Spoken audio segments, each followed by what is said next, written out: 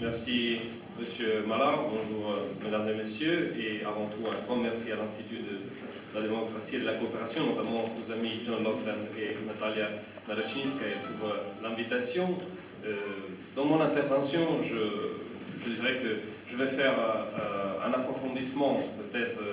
d'un point important qui a été touché dans l'intervention de M. Rémy, à savoir le COCOM, qui représente, à mon avis, un volet très important pour comprendre la situation actuelle, parce que de facto, le COCOM a été l'antécesseur, peut représenter la préhistoire des sanctions d'aujourd'hui entre l'Europe et la Fédération russe. Le COCOM est l'acronyme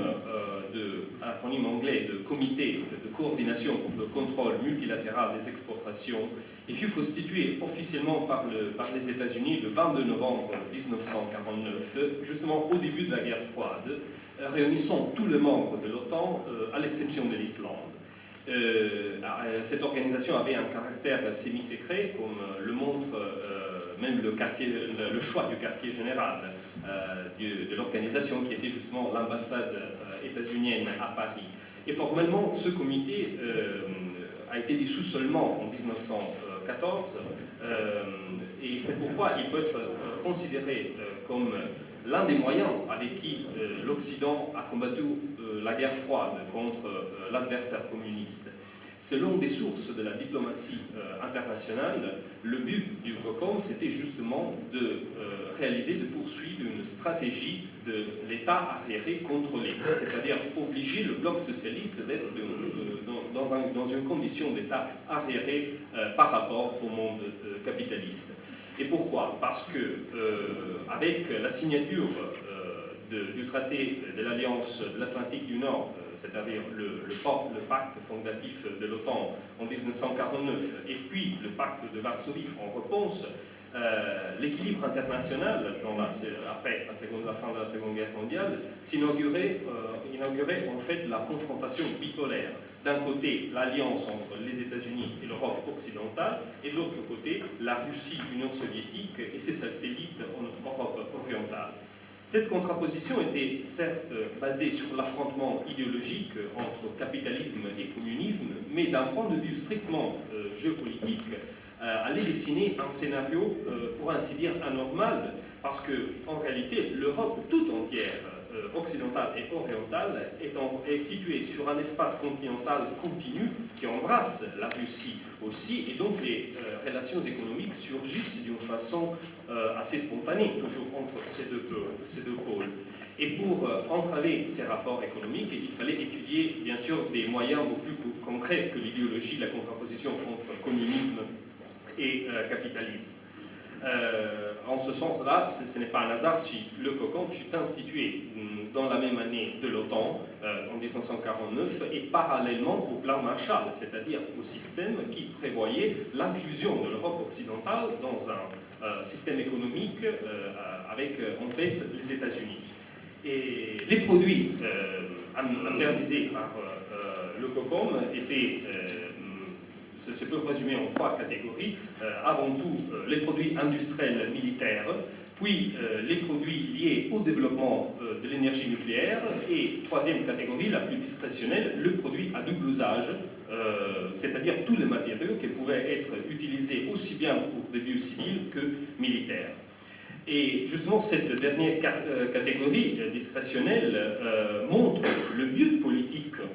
qui était à la base du COCOM et qui consistait justement à entraver une croissance économique, même pacifique, de l'Union soviétique, qui aurait pu compter justement sur la combinaison des ressources naturelles russes et des technologies européennes. Il y a la même chose en fait qui se passe aujourd'hui. Le contrepoids positif de cette approche était justement le plan Marshall. Si l'on considère ces deux éléments, on peut parler d'une stratégie à double face, une stratégie états-unienne qui consiste justement en deux volets, en deux éléments. D'un côté, la limitation des liens entre l'Europe occidentale et la Russie,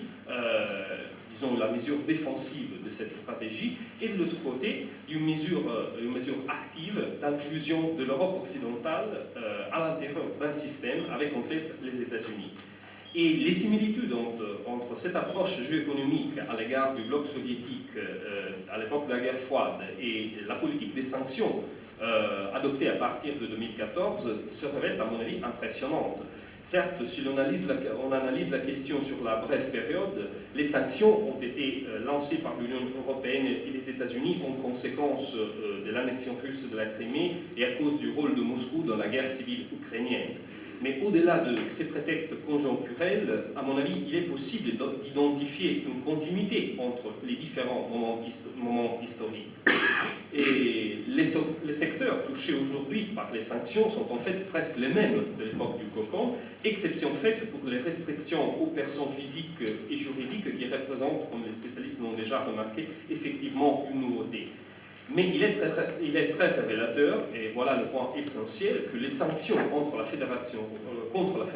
russe ont été adoptées parallèlement à la reprise des pourparlers du partenariat transatlantique de commerce et d'investissement, qui vise justement à constituer à nouveau une forme renouvelée d'une zone de libre-échange entre pays d'Europe occidentale et États-Unis.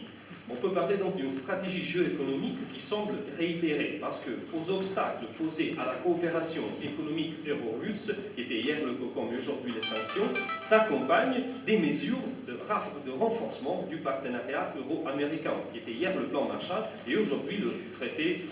transatlantique, le partenariat transatlantique, le TTIP. Et cela est montré géopolitiquement du fait que depuis la fin de la Seconde Guerre mondiale, le rôle hégémonique des États-Unis s'incarne justement dans la capacité de projection sur l'échiquier euro-asiatique afin d'éviter justement une coopération trop étroite entre les États continentaux et en particulier entre les États d'Europe et la Russie. Et le fait que cette vision réponde bien sûr aux intérêts des États-Unis plutôt que de l'Europe est démontré par une ultérieure constante historique, à savoir le fait qu'à l'époque de la guerre froide, comme dans le contexte actuel, les pays européens qui adoptent les sanctions sous la pression des États-Unis adhèrent à ces sanctions, mais cherchent systématiquement à les transgresser. Et voilà la fonction donc géopolitique du traité de partenariat de commerce transatlantique, qui n'est pas une initiative neutre, mais représente voilà, le volet actif d'inclusion d'une stratégie géopolitique. Et là, je voudrais faire une considération peut-être quelque peu surprenante, mais dont je suis parfaitement convaincu, parce que tous les spécialistes de géopolitique et en général de politique internationale savent que l'une des catégories fondamentales de la politique étrangère, mais peut-être de la politique tout court, c'est la dissimulation. Et qu'est-ce que la dissimulation? La dissimulation, comme l'ont montré dès l'Antiquité, je ne sais pas, Sun Tzu ou d'autres penseurs jusqu'à Machiavelli dans l'époque moderne, c'est la capacité de couvrir les véritables objectifs de sa propre stratégie en les présentant par leur contraire. Donc, à mon avis, le cas des États-Unis constitue un très bon exemple. En fait, je fais référence au fait que le modèle économique libéral présenté, disons, qui est issu vainqueur avant tout de la guerre froide et qui est devenu le point de repère pour toute la soi-disant communauté internationale, suppose la non-ingérence de l'État dans l'économie et donc le principe de liberté pour tous les sujets privés qui devrait en principe compéter librement sur le marché, et justement de cette compétition découlerait, disons, la croissance économique, l'augmentation de l'emploi, etc. Et bien sûr, cela c'est le drapeau idéologique du monde occidental et des États-Unis. Mais à y regarder de plus près, s'il y a un pays où l'économie dépend de la politique, contrairement à ce qu'on peut penser, c'est justement les États-Unis. Pourquoi avant tout, parce que ce sont les États-Unis eux-mêmes qui fixent les règles du jeu. Et le fait, par exemple, qu'il y a une monnaie fonctionnant de réserve internationale, le dollar, est reconnu comme principal moyen d'échange au niveau international, c'est-à-dire une monnaie dont l'émission n'est garantie que par l'État nord-américain, la Federal Reserve étant en fait une institution de facto étatique, c'est déjà en soi une preuve, à mon avis, que le marché international n'est pas du tout un champ où les forces économiques peuvent librement être en concurrence. Et deuxièmement, l'élément politique, à mon avis, est dans le fait que la puissance des États-Unis découle justement de la capacité de l'État américain de favoriser effectivement la croissance libre des entreprises privées en exploitant toutefois les résultats qu'ils obtiennent, surtout en matière de technologie. En ce sens-là, on peut dire que ni Google, ni Facebook, ni Apple, ni n'importe quelle entreprise est en soi-même une créature de l'État américain. Mais l'État américain est capable de faire de ces entreprises-là un instrument de projection de sa politique à travers sa capacité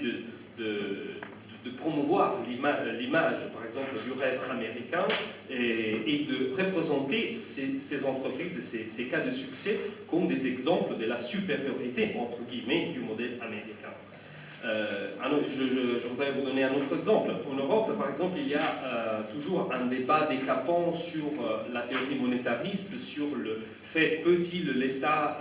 injecter la liquidité sur le marché. Eh bien, c'est ce que les États-Unis font régulièrement, qu'ont toujours fait dans leur histoire. À l'époque de la Grande Dépression, par exemple, mais aussi à l'époque de la crise en 2008, de la crise financière. Quelle est la réponse des États-Unis? C'est la politique expansionniste, c'est-à-dire c'est l'État qui finance directement. Et justement pour la présence du dollar comme monnaie internationale d'échange, les États-Unis peuvent se permettre d'avoir la dette étrangère la plus haute en absolu, mais rester en tout cas la plus grande puissance économique de la planète. Ces éléments démontrent, à mon avis, que l'idée d'un libre marché dont le monde occidental serait le principal représentant n'est qu'un leurre, et c'est l'instrument, après la détermination de règles que le monde occidental, à savoir les États-Unis eux-mêmes, déterminent, c'est justement la couverture à travers laquelle on voit la primauté de la politique, c'est-à-dire des choix politiques sur l'économie. Et compte tenu de cela, on comprend bien pourquoi, par exemple, le ministre des Affaires étrangères des Pays-Bas a déclaré dernièrement, je cite, « C'est tout simple, si nous réussissons à avoir le traité transatlantique pour ce qu'il est, non pas un accord sur le libre commerce, mais bien un accord stratégique, un accord politique. Lorsque le traité sera mis en place, il changera globalement les règles du jeu, parce que l'Europe et les États-Unis iront déterminer les règles du jeu et les autres suivront. » Fin de citation. Et au début de mon intervention, j'ai déjà remarqué que le plan Marshall allait de pair avec la création du COCOM et avec la naissance de l'OTAN aussi. Donc l'élément militaire, l'élément économique d'inclusion du plan Marshall et l'élément d'exclusion Europe-Russie étaient, disons, inauguré la guerre froide. Et aujourd'hui aussi, on se trouve dans un scénario très très semblable sur le plan militaire aussi. Parce que l'Alliance Atlantique, aujourd'hui, est très divisée à son intérieur, justement sur le dossier ukrainien. Ça ne concerne pas que les sanctions, mais même sur le plan militaire, il y a des pays, à savoir l'Italie, l'Espagne, le Portugal, par exemple, qui sont contraires à une hypothèse, à mon avis, très grave, qui est celle de l'éventuelle inclusion de l'Ukraine dans l'OTAN, alors qu'il y a d'autres pays, à savoir les Pays-Bas, la Pologne, la Lituanie, l'Estonie, qui poussent dans cette direction. Et donc,